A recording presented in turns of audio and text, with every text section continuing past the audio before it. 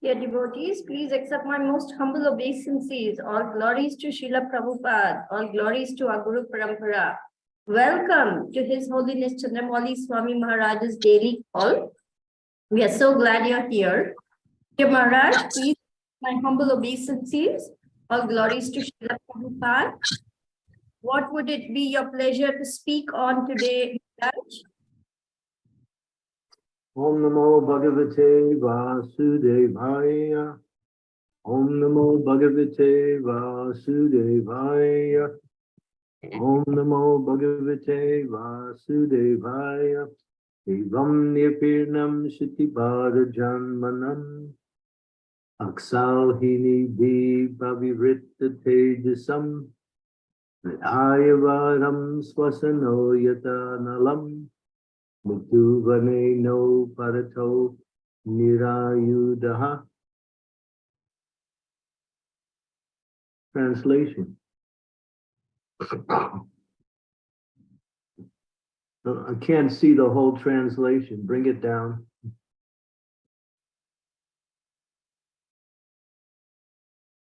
Down, down, down, down. Okay, stop. The Lord was pacified after killing those kings who were burdensome to the earth. The Lord was pacified after killing those kings who were burdensome to the earth. They were puffed up with their military strength, their horses, elephants, chariots, infantry, etc. He himself was not a party in the fight. He simply created hostility between the powerful administrators.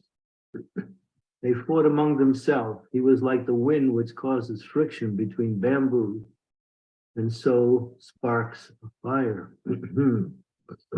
Purple. As stated above, the living beings are not factual enjoyers of things which are manifested as God's creation. The Lord is the genuine proprietor and enjoyer of everything manifested in his creation. Unfortunately, influenced by the diluting energy, the living being becomes a false enjoyer under the dictations of the modes of nature. Puffed up by such false sense of becoming God, the deluded living being increases his material strength by so many activities, and thus becomes the burden of the earth, so much so that the earth becomes completely uninhabitable by the sane. This state of affairs is called dharmasya glani, or misuse of the energy of the human being. When such misuse of human energy is prominent, the saner living beings become perturbed by the awkward situation created by the vicious administrators, who are simply burdens of the earth. And the Lord appears by his internal potency just to save the saner section of humanity and alleviate the burden due to the earthly administrators in different parts of the world. He does not favor either of the unwanted administrators, but by his potential power, he creates hostility between such unwanted administrators, as the air creates fire in the forest by the friction of the bamboos. The fire in the forest takes place automatically by the force of the air. And similarly, the hostility between different groups of politicians takes place by the unseen design of the Lord. The unwanted administrators, puffed up by false power of military strength, thus become engaged in fighting among themselves over ideological conflicts, and so exhaust themselves of all powers. The history of the world reflects this factual will of the Lord, and it will continue to be enacted until the living beings are attached to the service of the Lord. In the Bhagavad Gita 7:14, this fact is vividly described, and it is said,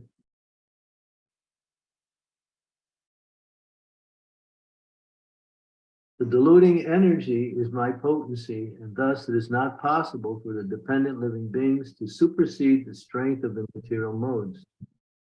But those who take shelter in me, that is, the personality of Godhead Shri Krishna, can cross over the gigantic ocean of material energy. This means that no one can establish peace and prosperity in the world by fruitive activities or by speculative philosophy or ideology. I'll read that again. This means that no one can establish peace and prosperity in the world by fruitive activities or by speculative philosophy or ideology. The only way is to surrender unto the Supreme Lord and thus become free from the illusion of the deluding energy. Unfortunately, persons who are engaged in destructive work are unable to surrender to the personality of Godhead. They are all fools of the first order. They are the lowest of the human species of life, and they are knowledges, although apparently they seem to be academically educated.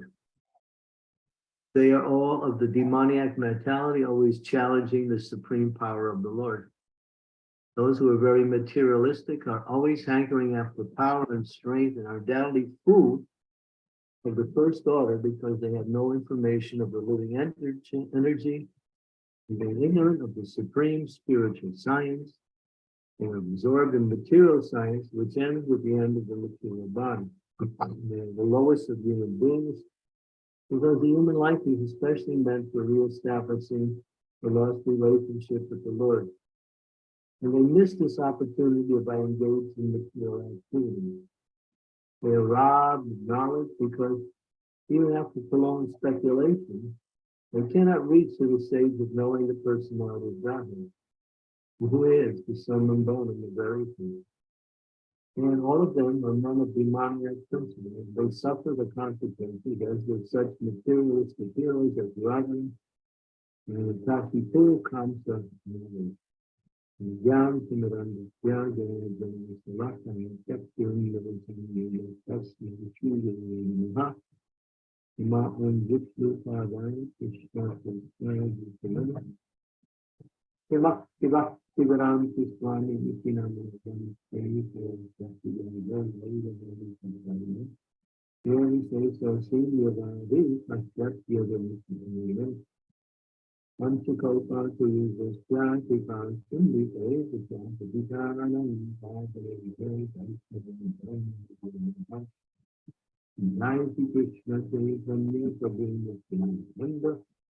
We are brave to the last heart to rise to the area of the wind. Hare Krishna, Hare Krishna, Krishna Krishna, Hare Rama, Rama Rama. Hare Krishna, Krishna Krishna, Hare Hare, Hare Rama, Rama Rama, Hare Hare. Hare Krishna, Krishna Krishna, Hare Hare, Hare Rama, Rama Hare. Hare Krishna, Krishna Krishna, Hare Hare, Hare Rama, Rama.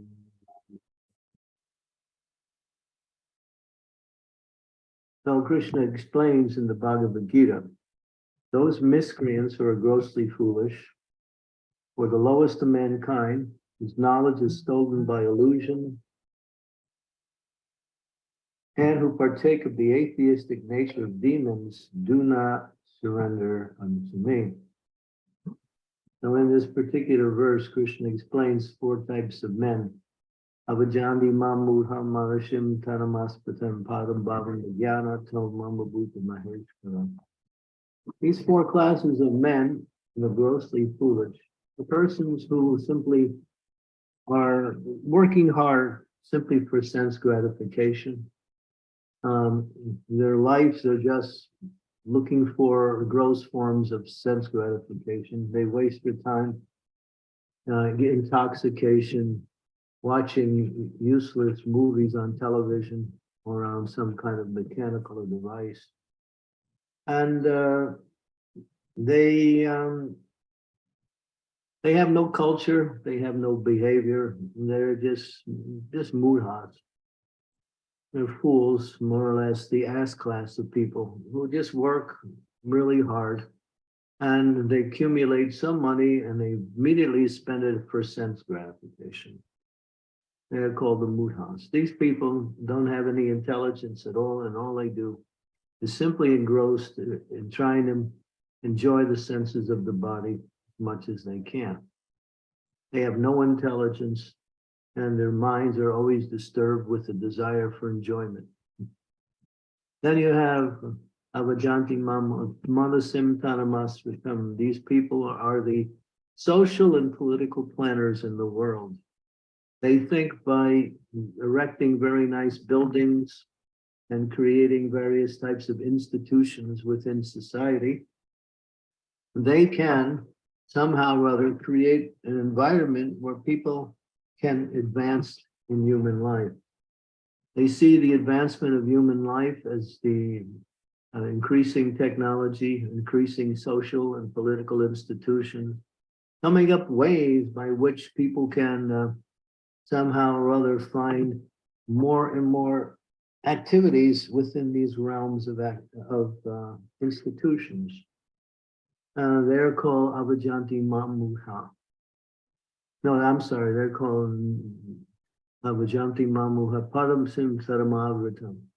And they are social planners, political planners. They have their websites. They think by adjusting the material energy, they can improve the quality of life. Therefore, they have no need for God. They never surrender to God because they think God is simply a way to divert one's attention away from the real activities in life, which is to build institutions which can help people in whatever they need in life. So they never surrender to God. Avajanti Mamudha Manasim Tanama Param Brahma Gyanato. These persons are the scholars, the intellects, the scientists. They sit and they ruminate over various types of philosophies. And they read so many different books. They may have PhDs and MAs and BAs and whatever else.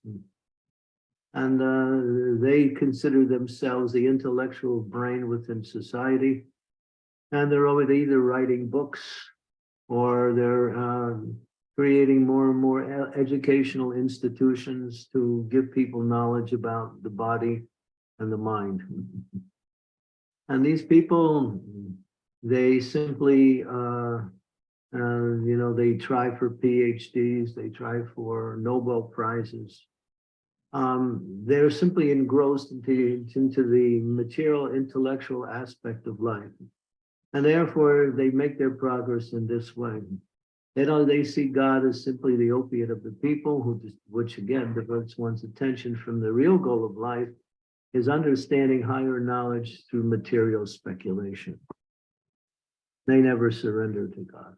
And then the last one, Avajanti Mamudham Harasim Tamanatham Param Brahma Gyanato Mamabhuta Maheshwara. These people are Asuryam Bhavam Astritam. They're Asuryam. They are demons. They actually come from other planets to take birth on this earth planet in order to propagate irreligion in the form of atheists. Many of them become scientists. Many of them come into the areas of big corporations. They're quite intelligent. They have much more intelligence than the average human being. And they know how to manipulate the material world. They are engaged in various plan-making programs to push out the idea of God and to somehow or other bring people to the understanding that if you simply follow the principles of doing your duty in this material world, you'll get everything you need. There's no need for God. And actually, there is no God. God is just simply an idea that someone has created. And therefore, it's again the opiate of the people. And these are the big atheists. They're real demons. I think in this particular verse, we're hearing about this class of people. They actually become disturbed when they hear about God, and they actually speak out against the idea of God. There was one person, he was a famous atheist many, many years ago when I was young. And he would get on the media and he would speak about his philosophy of atheism. And then he would say, if there's a God, I challenge him right now to kill me. I give him 5 minutes to kill me if there is a God. And then he would stand there for 5 minutes. And then after 5 minutes, he would say, just see, this proves there is no God. And everybody would say, oh, yes, you're so intelligent. Yes, you're willing to sacrifice your life just to show what is your actual, the truth of your philosophy. But Krishna killed him anyway, but not according to his plan. Krishna doesn't listen to the plans of the atheists. He does things according to his plan. And he's no longer living, so Krishna did kill him. But not according to his way, just to make his point. So these 4 types of people never surrender to the Lord. And therefore, they always remain as blocks in the progress of spirituality in society by propagating their own programs for material advancement based on irreligious principles. Now here we hear, and also in this verse, that in order to decrease the burden of the earth, yada yada hi dharmasya glanir bhavati bhavatam abhutanam adharmasya tadatmaham srijamyaham pavitranayam sadunam vinasanaya chiduskritam tam startadatayam sambhavami yuge yuge. Krishna speaks these 2 verses in the 4th chapter of Bhagavad Gita, by which he describes why he comes to this material world. And one is to alleviate the burden of the world. And here of the atheistic demons who come into the power in different political, social, and economic institutions around the world. And they make their plans. You see the countries. What is the biggest spending power within a country? Is they spend their most money on defense. Billions and billions of tax dollars are allotted towards the principle of defense. And then they mass large amounts of military. They actually create various types of weapons of destruction, waiting for them to be used. And Krishna knows that these demons, they are eager to actually use the things that they have. And then when they propagate their principles, Krishna causes them, it says here, just like a bamboo will be agitated by the wind, and simply by the friction of the bamboo, fire will automatically start. So that wind is Krishna. He comes in and he simply agitates the situation where the demons, they always are against each other. They're in different countries around the world. And they fight amongst each other over natural resources. And so he inspires that. And so there'll be great wars, and the destruction of the demons becomes wholesale. Just like he did in the Battle of Kurukshetra. There were 640 million people, soldiers, not just people, but people who were in the military were killed. You can add up all of the wars in the history of the world, and there's no war compared to the Battle of Kurukshetra and the amount of living entities killed in that battle. And that was Krishna was personally there. So he's also working now, even today, to reduce the burden of the world by creating fiction. And there's a nice verse. Sri Devi, turn to the 9th canto, 24th chapter, which is the last verse in the chapter, 9th canto. 9th canto, 24th chapter, last chapter in the 9th canto, verse number 59. And we'll get a little insight of what is being said in this verse simply by them here. So we'll read that. Ahakshininam pratibir asuryanir lachanai bhuvakram yamanayam avrarayam krito yaman. Although the demons who take possession of the government are dressed like men of government, they do not know the duty of the government. Consequently, by the arrangements of God, such demons who possess great military strength fight with one another, and thus the great burden of the demons on the surface of the earth is reduced. Now here's an interesting statement. The demons increase their military power by the will of the Supreme, so that their numbers will be diminished and the devotees will have a chance to advance in Krishna consciousness. So this is an interesting statement. And this is given by Sukadev Goswami, the greatest authority on Srimad Bhagavatam. The demons increase their military power by the will of the Lord, so that they fight amongst one another. Now you might say, well, God is creating all of these wars, but no, this is the result of not following the Lord's plan. The Lord wants all living entities to live happily in communion with each other and simply enjoy and take benefit from the resources that he gives in the form of this material nature. But people won't take the plan of the Lord. They want to be independent. They want to create their own plan, and they want to work against the plan of the Lord. So when that becomes severe enough, then the Lord uses this method by which he reduces the demons in the world. As it says, time and truth go hand in hand. So in truth, ultimately, religious principles will be supreme and the devotees will rule the world. It's just a matter of time. These incidents where the demons become powerful are just small little elements in the history of human society, where people fall from the standard of religious principles, and because of that, the demons come in and take advantage of that and propagate their teachings, and people become inclined to follow these irreligious principles and think that these are the ways by which one can make progress in human form of life. So innocent people, or people who don't have any knowledge, are being influenced by such demons. And so in order to break that cycle, the Lord will do this here, as it says here. He increases their military power. Just like we're reading the verse from the 11th chapter of 1st Canto, verse 34. It's the same thing. So what is going on even today is the same program. The Lord is increasing the power of the demons. So eventually, and it is one particular lecture where Srila Prabhupada, it's actually a discussion with Srila Prabhupada, where he's talking, and he's talking about how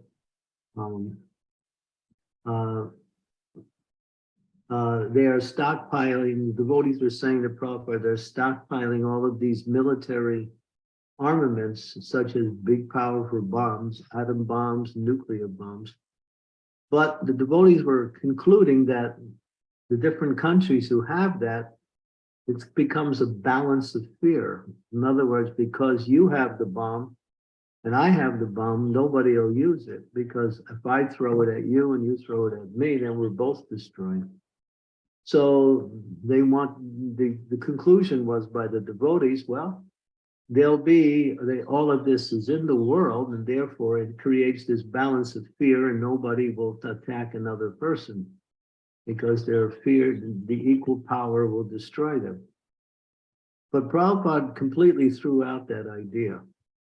And he said, no, because they have created it, they will use it. It's interesting.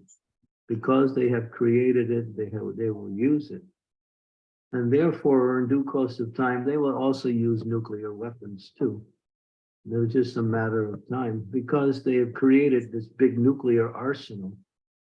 And they've also, the demons have dug these big underground tunnels within the earth, where they've created large cities under the earth.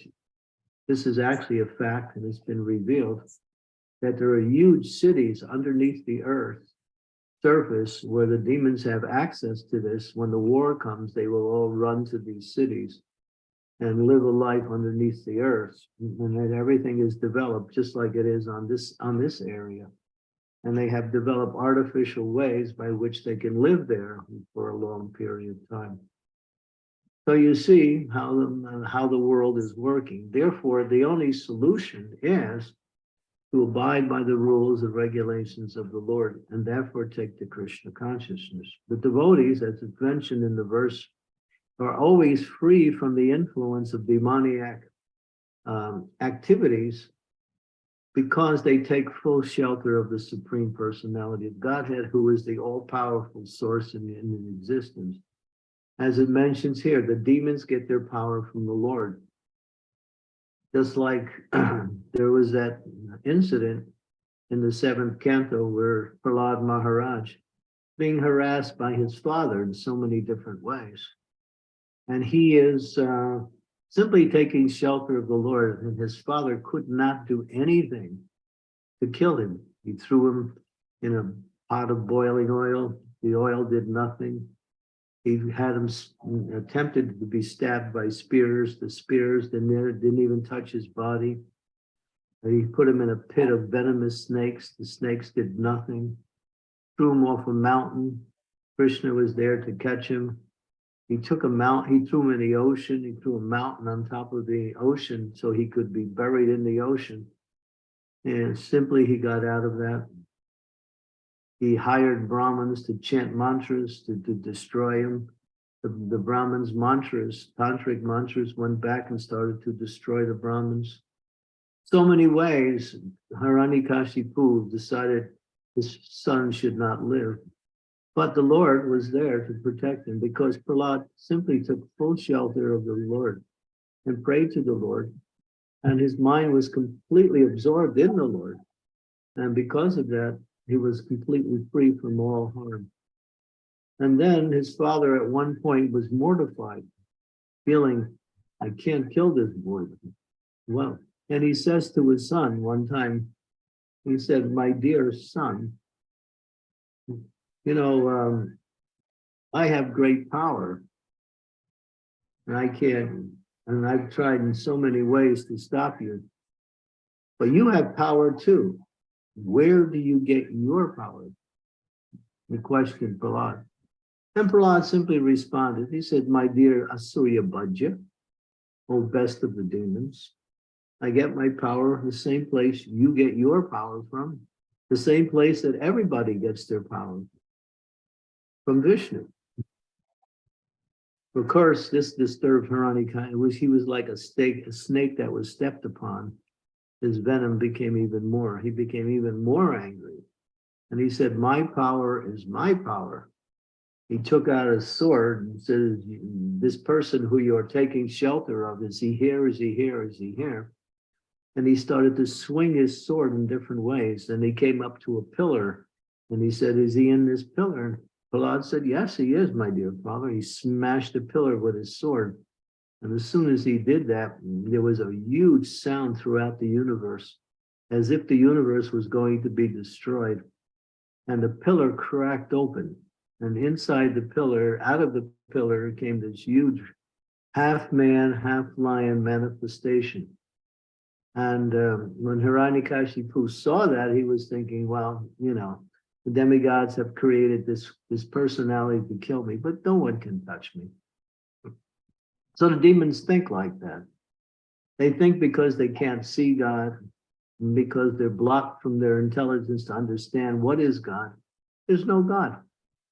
And therefore, all of my power is based on all of my arrangements that I make in this world to become powerful. And therefore, if I'm successful in that, I can live for a long time, or maybe even forever. And that's the Hiranyakashipu mentality. They think like that. They think like that, they simply see things based on their own limited understanding. But then Krishna comes and despoils everything. That's why sometimes we tell the demons or those who are atheists, you don't believe in God? No, that's true. That's okay. You don't have to believe in God, but do you believe in death? Obviously, that is a fact. And then we say, God, for you, he comes in the form of death. And then you have to offer your obeisances. You have to lay flat. And that laying flat is the last thing you do. And so this is the power of the Supreme Personality of Godhead. He is the author of religious principles. He is the teacher of religious principles. He empowers religious principles in his pure devotees.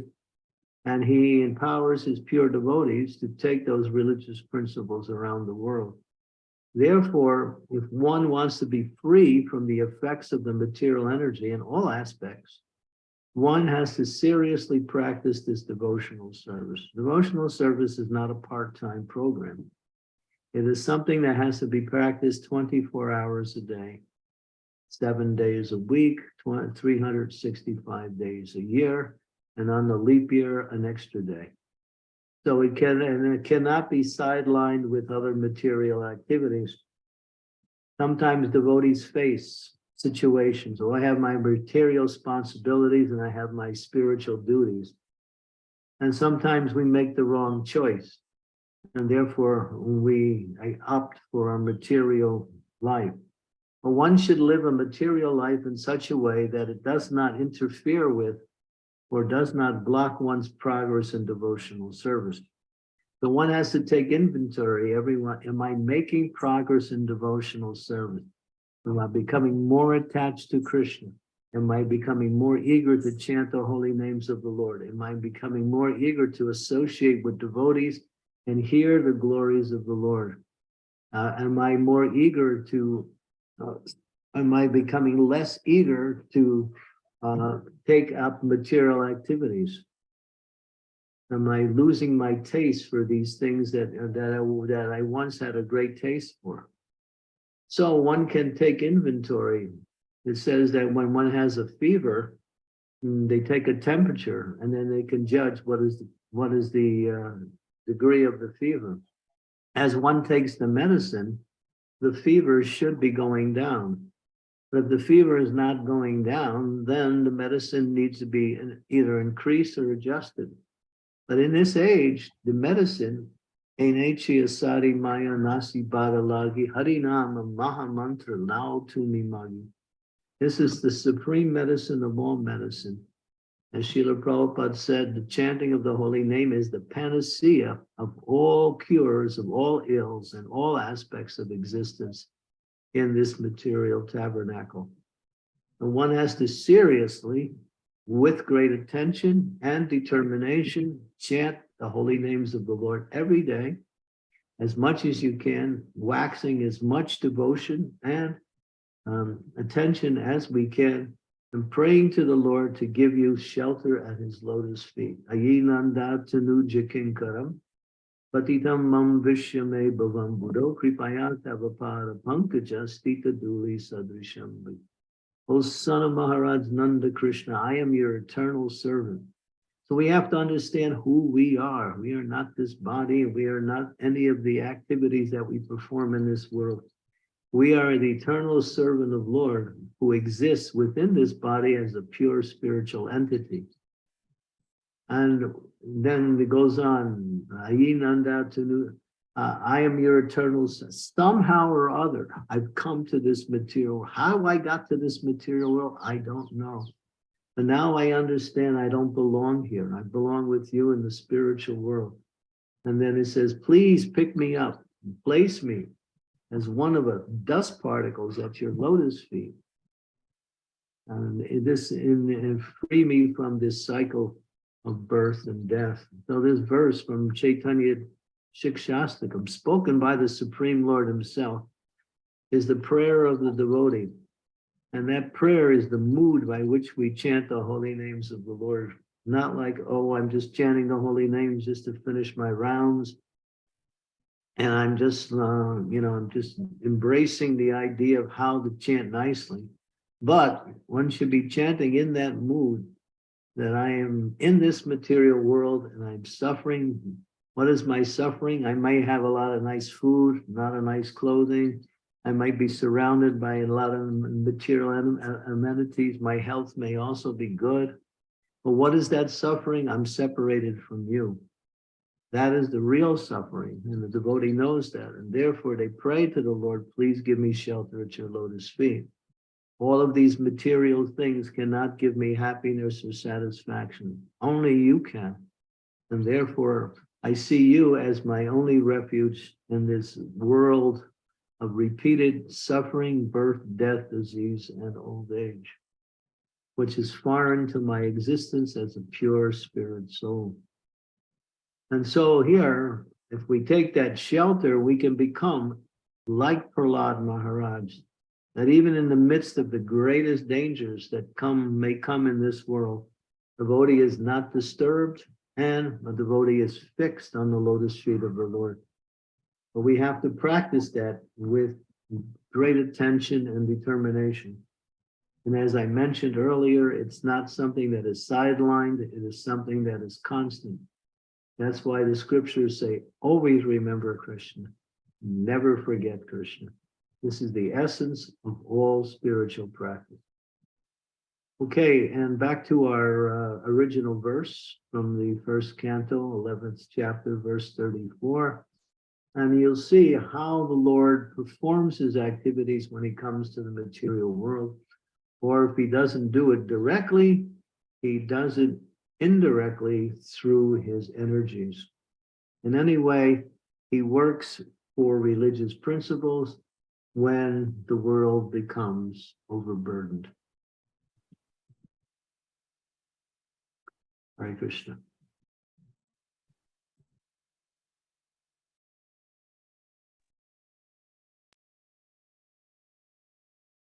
Such a nice delineation, Guru Maharaj, of these beautiful explanations of the four types of people who don't surrender to the Lord and how the Lord's supremacy is supremely present in spite of all that, and how devotees are protected by taking shelter of the Lord.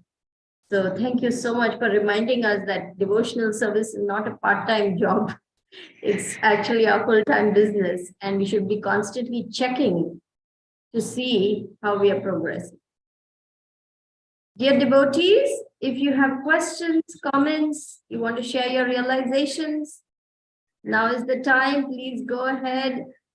And I don't see any hands raised as of now. So Maharaj, if you will kindly permit me to ask a question while we wait. Namrata, do you want to ask a question? I'm just thinking of one. Okay. Okay, I'm looking around. I don't see anyone's hand raised. So if you will kindly permit me, Maharaj, I'd like to ask this question, that while we assess, you said take an inventory, at the end of the day, we may end up thinking, I didn't do enough, I didn't do it well enough, I could have done it better, what else could I have done? So there's a kind of dissatisfaction, because always we can do something better. It's never that it is perfect. It could always be done better. So how we can ever feel satisfied? Because we can never do it perfectly, right?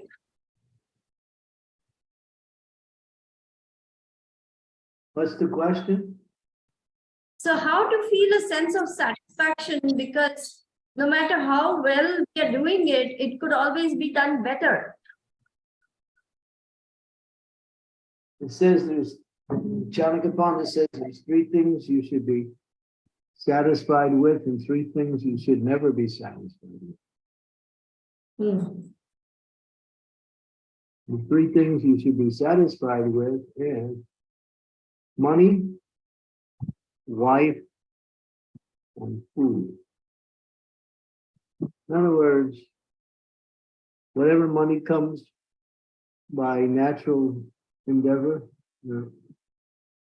one should be satisfied with one's spouse, and one should be satisfied whatever food comes along by the grace of the Lord. Three things that one should never be satisfied with is chanting the holy names of the Lord, hearing the glories and chanting the glories of the Lord, and giving in charity. So that means one should continue to embrace these programs constantly and regularly. And it's not that we exhaust them. Oh, I've done enough. No. So these things should continue on.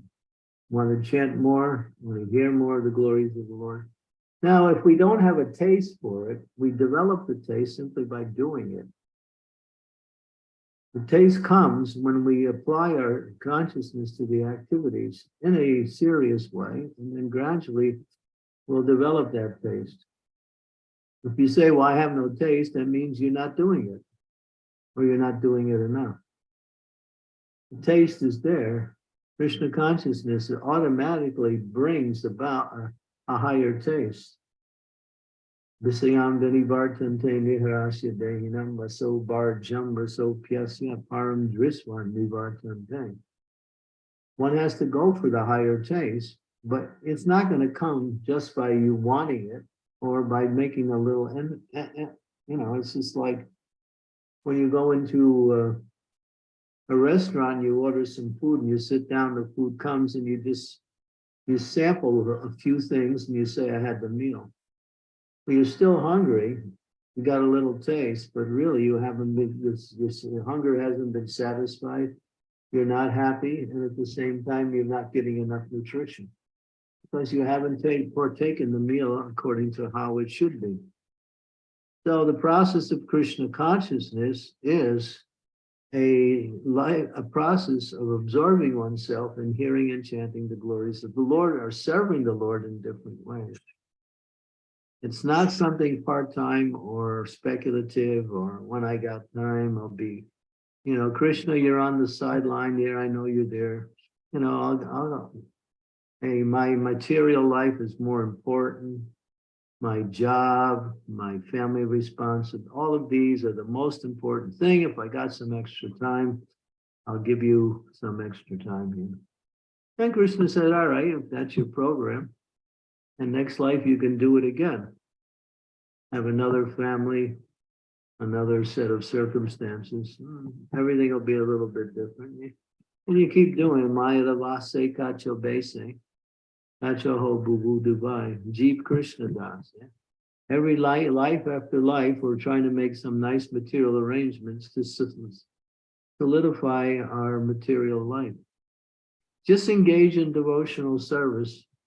And Bhaktivinoda Thakur said a little effort on the material level might be necessary in order to stabilize one's life. But if it becomes the absorption in our activity, then we're going to miss the chance for eternal life. And that's a rare opportunity. It may not come again so easily. So yeah, we want to be expert in material things and we want to be proficient in these things, and Maya's always telling us, yes, this is how it will make you happy.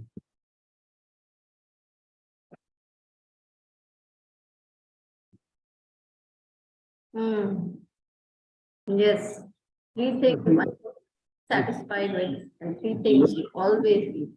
Yeah, if you live at the Holy Dham, then you're in a better place to absorb yourself in the activities of the Dham, which is devotional service. If you live outside of the Dham, and you create that Dham in your environment, wherever you are, you make your house a temple.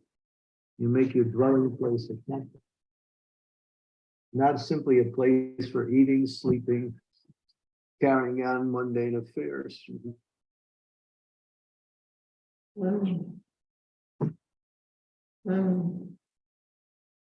Very nice.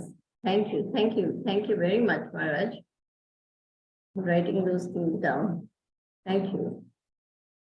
Maharaj, my god brother, Rishabh Prabhu, has written this question. He apologizes that he cannot be online at this point and ask himself. So I'll read out that question. Hare Krishna, dear Gurudev. I see all of these facts of the demoniac sinful world in Sankirtan every day. What is your opinion, Gurudev? What would happen if we started directly, nicely packaged, preach Krishna consciousness to the public, reflecting on all this lifestyle that has no sense? Will that be productive or not? Your servant, Rishabh Das. You have to understand your audience before you can speak Krishna consciousness. We try to attract people by the positive We also interject the negative occasionally. But if you just tell them how bad everything is, what they're doing, first of all, they won't even believe you. And second, even if they do believe you, it doesn't give them any alternative. So best to preach the positive by chanting Hare Krishna, the glories of here, this book. You're going to college, you're studying various ways. Here, this is the highest form of knowledge. This is the highest form of knowledge. It's better than college.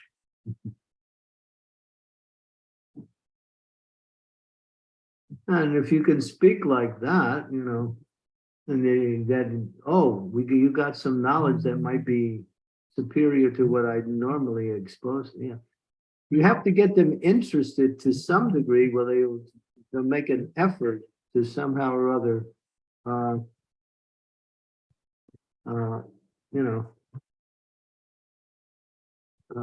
want to hear.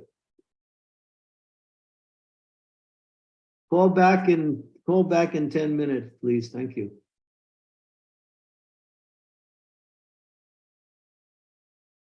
Okay, so yeah, you have to get them interested and not simply discourage them simply by telling them the negativity. Preaching requires some understanding. You have to learn the art of preaching. If you're out there distributing books, you learn from how to do things. If you don't know how to do it, you learn from people who are doing it. That's all. Don't try to formalize everything. Try to understand your audience and how best to reach your audience.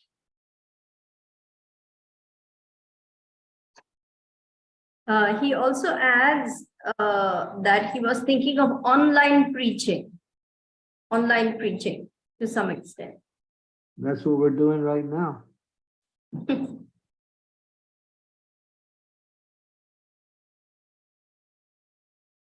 So he says, thank you, Gurudev.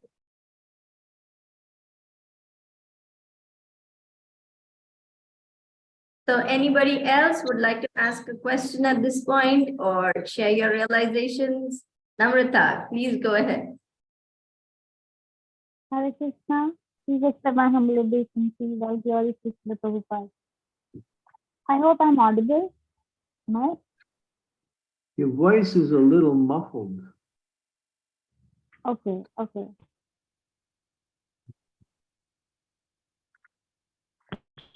Hare Krishna, am I audible now? That's very good. Okay. I wanted to ask, how can we treat someone who is in depression or who has been in depression? What care we should take care? I mean, what care should we take when we are preaching to such people? Everybody's depressed. What do you mean? They're all looking for some way to get out of their depression.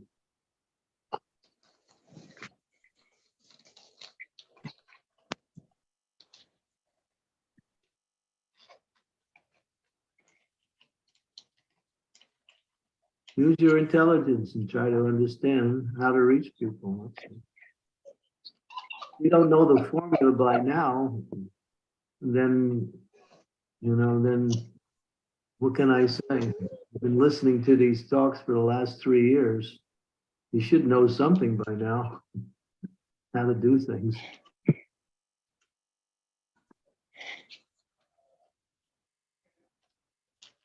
I try, but then I fear when it's a case when you're talking to a depressed person. So I think Sridevi Mataji can help me a little. You can tell them. Guru Maharaj knows how depressed I am all the time. You can just tell them that chant the holy names of the Lord, and because the holy names of the Lord are coming from God themselves, they'll free you from your depression.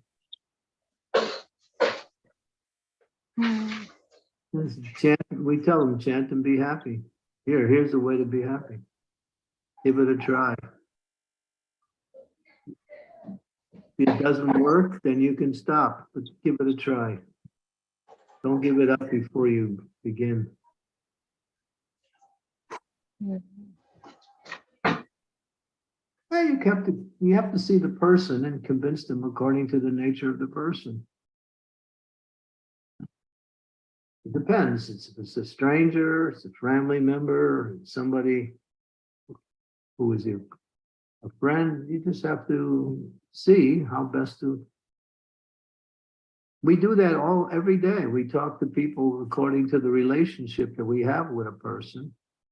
And so in the same way, we establish a relationship with a person based on their need. We can try to understand what they need most. And most people just need someone to talk to. So one of the ways to work with depressed people is to take time to listen to them for a while. And that helps relieve their depression to a certain degree. And then you can start, then after they speak, then you can start to give the understanding. So when you're working with people who are disturbed and depressed, you have to just listen. And just look for ways. One of the arts of counseling a person is to not tell them what to do, but ask them why you feel the way you feel. Or what do you think is the solution for your problem? Ask them to give the solution. This is techniques of counseling that can be applied to preaching also. When you're doing one-on-one. What causes you to think like that? Or what do you think will be the solution to relieving this problem that you have? Or why are you depressed? What has caused you to become like this? And then once they speak, and then you listen, and then you give the formula. Okay. But don't give the formula before they speak, because they can't hear. Give them the chance to speak. And use the question program, the why question, the how question. These are the two questions you have to use, why and how.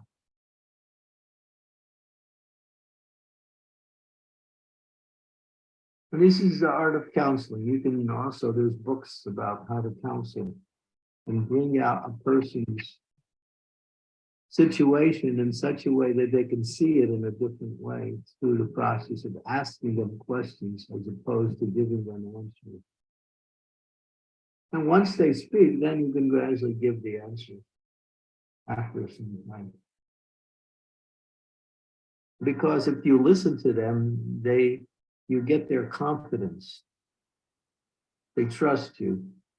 But if you're just ready to give them the answers before they get a chance to explain why they're like that, then they might not trust you, or they might feel they might not be able to understand what you're telling them, or why you're telling them what you're telling them.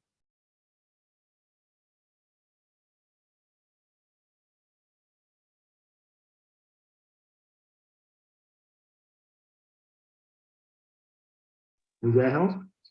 Yes, Kumar. A lot of things which I can try. Thank you for giving up a little thing to start on. Thank you. Hare Krishna. We're good. Raj Prabhu, please go ahead. Thank you, Namrata. Hare Krishna, thank you very much.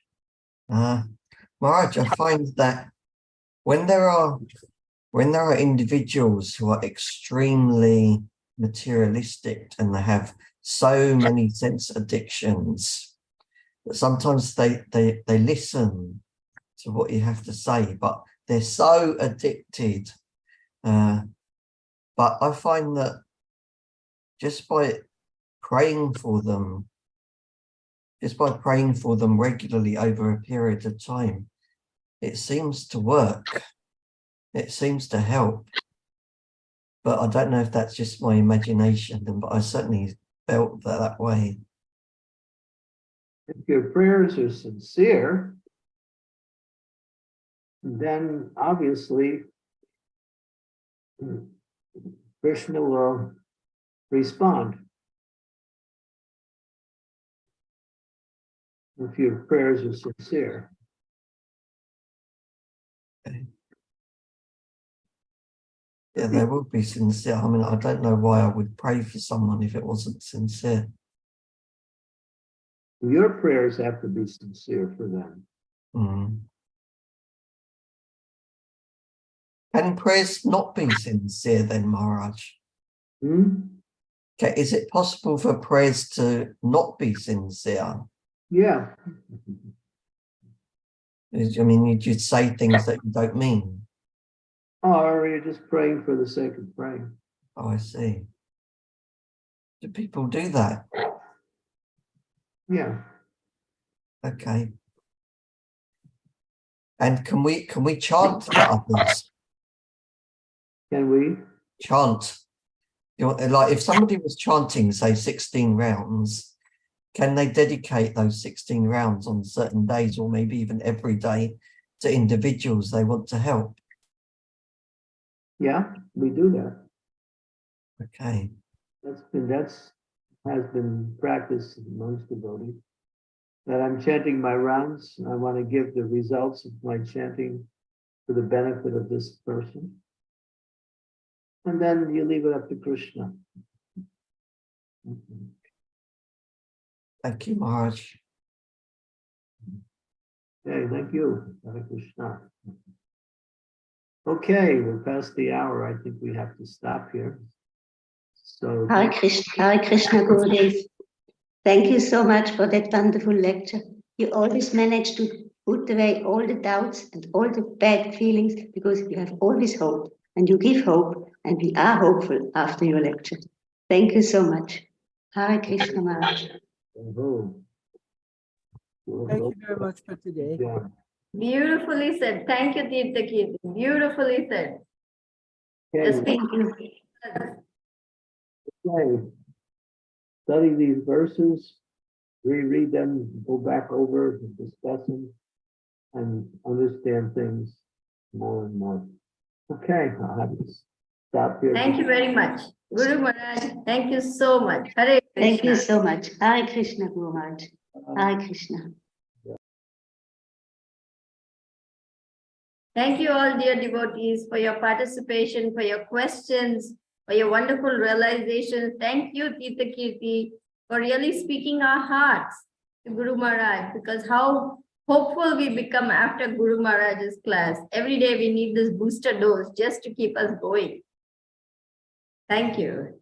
And thank you, Sri Devi Mataji, for hosting wonderfully again. Oh, I don't know what I did. I'm just muddling along, Prabhu. Guru Maharaj is always unhappy about something or the other, but I'm trying. So you pray for me, okay? Sincerely. Thank you all for coming. Hare Krishna.